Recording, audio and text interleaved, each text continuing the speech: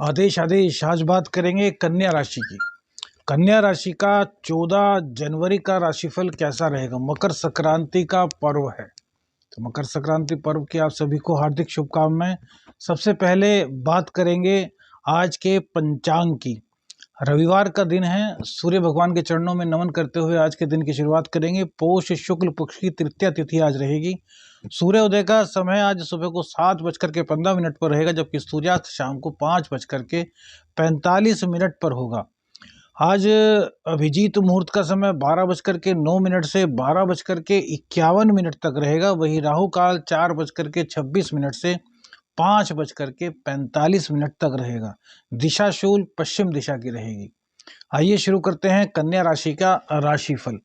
देखिए, कन्या राशि में आपके केतुदेव विराजमान हैं, शुक्रदेव आपके 3rd हाउस में, सूर्य मंगल और बुध आपके 4th हाउस में। शनि और चंद्र का विषय दोष आज आपकी कुंडली में 6ठे स्थान पर बनेगा। चंद्रदेव का गोचर मंगल के नक्षत्र से होगा। राहु सप्तम में, अष्टम में गुरुदेव हैं। तो इन्हीं ग्रह स्थितियों के आधार पर आज आपका राशिफल तैयार किया है। चंद्रदेव का शनिदेव के साथ आना यह दिक्कत भरा है। अब इससे पहले का जो दिन था वो काफी अच्छा था, क्योंकि चंद्रदेव अपने ही घर को देख रहे थे।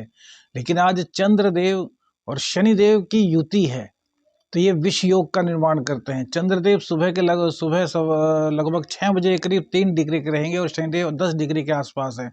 तो आप ये मान के चलिए कि दोपहर से मानसिक टेंशन आपकी बढ़नी शुरू हो जाएंगी। व्यय की कहीं ना कहीं अधिकता रहेगी। कुछ एलर्जी संबंधित रोग, कुछ कोल्ड के रोग आपको हो सकते हैं। छाती में दुखन, छाती या छोटे बच्चे हैं, छोटे बच्चों को नजला जुकाम खांसी हो जाना, मतलब नाक चलना, ये भी एक तरीके से एलर्जी होती है। एलर्जी बहुत सारे प्रकार की होती है, तो आज कहीं ना कहीं इस प्रकार का योग बन रहा है। तो बच्चों का ध्यान रखिए भैया, क्योंकि ठंड बहुत ज़्यादा है।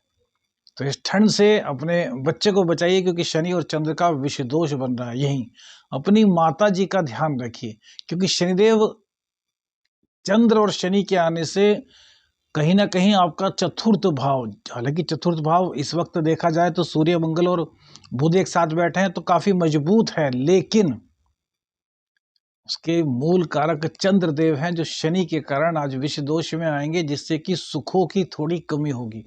हो सकता है काम की वजह से आपको बाहर जाना पड़े, हो सकता है आपको व्यर्थ की यात्रा करनी पड़े, मतलब घर पे कम से कम समय गुजरेगा। और घर पर कुछ समय गुजरता है तो उसमें कुछ अशांति का वातावरण आज आपको देखने के लिए मिल सकता है।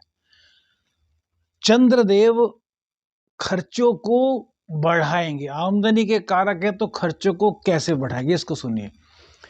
सीधे 12वें भाव को देखेंगे। 12वां भाव है व्यय का। अब एकादश के स्वामी 12वें भाव को देखें तो क्या होगा, शनिदेव की दृष्टि भी वहीं पर होगी। तो व्यर्थ का व्यय, व्यर्थ का व्यय कहीं पर रोगों पर व्यय, या फिर भोग पर व्यय, या फिर अनर्गल व्यय, इसकी कोई जरूरत ही नहीं थी, व्यय किया और खरीद लिया। तो इस तरह की परिस्थिति से आपको बचना है, क्योंकि आज कहीं ना कहीं आमदनी को लेकर के आपके सामने दिक्कत आने वाली है। और यदि काल पुरुष की कुंडली की बात की जाए तो 11वें जो घर होता है उसके स्वामी शनिदेव ही होते हैं। 11वें के, और यहाँ पर 11वें के स्वामी चंद्रदेव हैं। तो दो दो ग्रह ऐसे मिले जो कि आमदनी कराएंगे, लेकिन विषदोष होने के कारण यहाँ पर आमदनी में दिक्कत आएगी। ऐसा नहीं कि आमदनी नहीं होगी, आमदनी आपकी होगी, लेकिन आमदनी को लेकर के कहीं ना कहीं आपको दिक्कतों का सामना करना पड़ेगा। अब इससे इतर बात करते हैं लव की। तो यहाँ पर लव संबंध अर्थात प्रेम संबंधों को लेकर कोई दिक्कत नहीं दिखाई दे रही, सिर्फ और सिर्फ आपके मन के भटकाव के जरा जरा सी बात पर आप तुनक मिजाज से हो जाएंगे। प्रेम संबंधों में हो सकता है कि आपके पार्टनर हो जाएं, लेकिन कहीं ना कहीं तुनक मिजाजी आज रहेगी। कहीं ना कहीं आज शक की गुंजाइश बढ़ेगी। क्यों? क्योंकि जो आपके पंचमेश हैं वो षष्ठ में हैं, अपनी राशि में हैं, लेकिन आपके मन के कारक के साथ हैं, तो वहां पर पीड़ा उत्पन्न होगी। तो हम कहेंगे कि प्रेम संबंधों में आपको खराब करने की कोई आवश्यकता नहीं है। जो शक है, जो आपको कुछ चीजें लग रही है कि यार ये चीजें अच्छी नहीं है, उनको अभी उनको मत बताइए। उनसे कहिए कि यार 1-2 दिन में बात करेंगे, मामला ठंडा होगा तो क्लैरिटी आपके सामने आ जाएगी, आपको किसी भी प्रकार की दिक्कत का सामना नहीं करना पड़ेगा।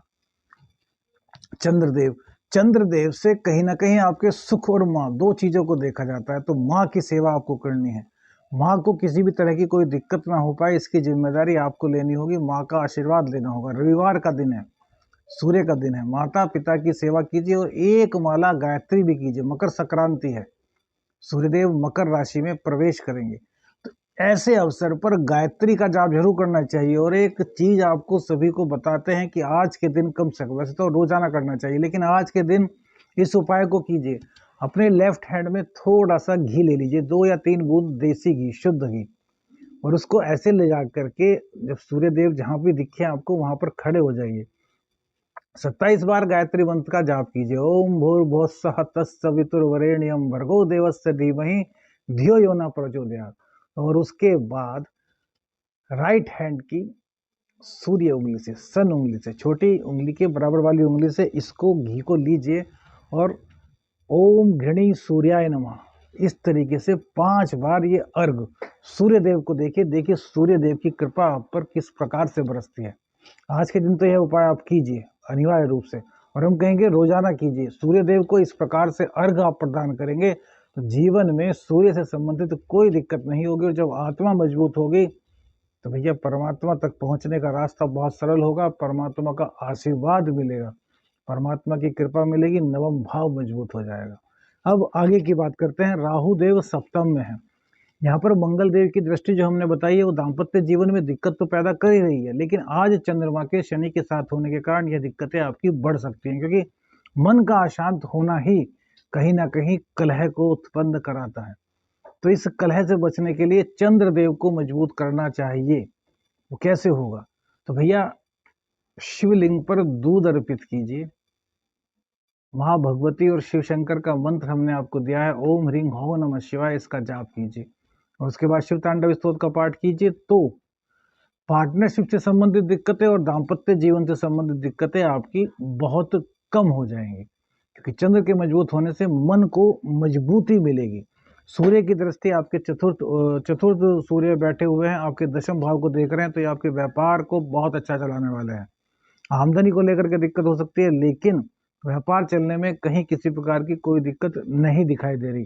मंगल की दृष्टि भी आपके चतुर्थ दशम भाव पर है और फिर 11वें भाव पर है, तो ये आपकी इनकम को ग्रो कराने में मदद करेंगे और वहीं आपके व्यापार में आपका दबदबा, आपका ब्रांड, आपका नाम उज्जवल करने में आपकी बहुत ज़्यादा मदद कर रहे हैं। वही बुध देव भी अब धीरे धीरे अपनी शक्ति को प्राप्त कर रहे हैं, मजबूती की ओर बढ़ रहे हैं, तो ये आपके व्यापार को बढ़ाएंगे, आपकी वाणी को मजबूत करेंगे, आपकी वाणी में ओज लाएंगे।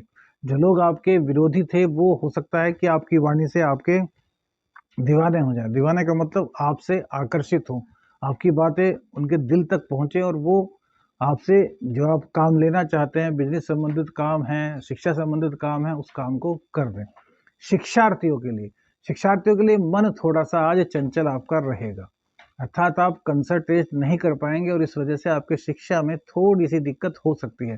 तो इस दिक्कत को निकालने के लिए जो हमने चंद्रमा का उपाय बताया भगवान शिव वाला, उस उपाय को आप कीजिए और सरस्वती बंद अवश्य अपने हाथ में धारण कीजिए। इससे आपकी कंसंट्रेशन पावर बढ़ती है, क्योंकि ये रुद्राक्ष का एक बहुत ही मजबूत कॉम्बिनेशन बनाया जाता है और मंत्रों द्वारा सिद्ध किया जाता है। अब बात करते हैं नौकरी वाले लोगों की, क्या नौकरी मिल पाएगी? तो भैया नौकरी के मामले में यहाँ पर कोई दिक्कत नहीं दिखाई दे रही। माँ का आशीर्वाद देकर के आप घर से इंटरव्यू देने के लिए जाते हैं तो आज आपको नौकरी मिलने के चांस पूरी तरीके से मजबूत हो रहे हैं।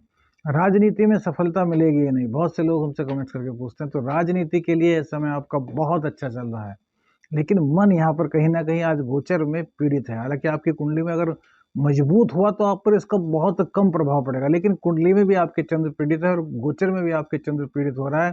तो यहाँ पर यदि आप राजनीति में हैं तो हम यह कहेंगे कि अपना ज़्यादा मन वहाँ पर मत चलाइए। फिलहाल अपने मन से कोई ज़्यादा बातें आप किसी के लिए मत निकालिए, क्योंकि ये आपके लिए दिक्कत का कारण कहीं ना कहीं बन पाएगा।